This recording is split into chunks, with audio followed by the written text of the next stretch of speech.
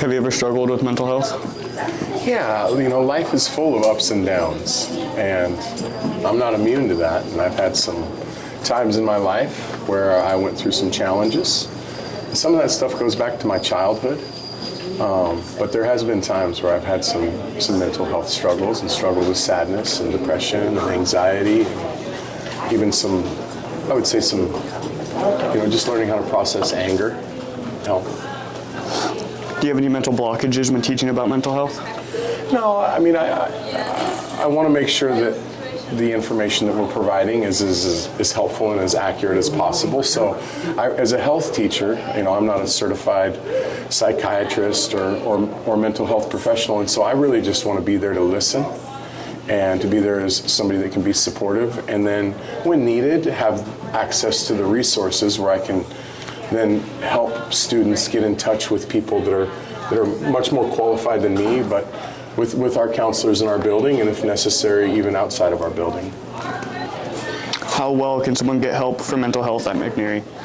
I think that we have a wonderful staff. It's public school and our resources are limited, and so I think that all of our counselors have a really big caseload, meaning that they see a lot of students. But I also know that at any time a student is in need, that I can send them to our counselors, and they're going to be able to sit down with somebody that is very knowledgeable in regards to mental and emotional health. And like I said earlier, when needed, be able to refer them out to resources outside of our building. Oh, good. Have you ever struggled with mental health? Personally? Yeah. Yeah, I think most people have in their life.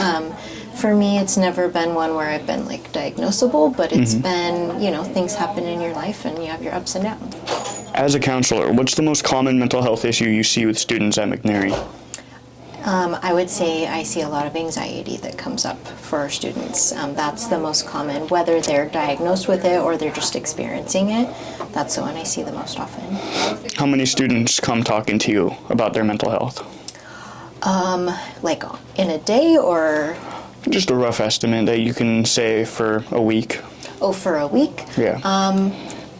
It can kind of vary on the time of year because we see increases in certain times of the year, sometimes around the holidays. Like a seasonal depression. Seasonal stuff. When things start near finals time, when people are under stress. But just on kind of a general average week, I would say I can get anywhere from 12 to 15 kids that can come see me about different things, not just stress or anxiety. Yeah. How do you support these students that are talking about their mental health? A lot of times we sit and we talk through it, and I'll use the things that I've been taught as a school counselor. But if it's something that goes past the level of just being able to check in with your counselor and start to feel better, I'll look for resources that we have in our community or in a school that I can help support the student with. How easy is it to get support for mental health at McNeary? All you have to do is come in and you either put in a request if it's something that you're I kind of just want to talk to somebody at some point.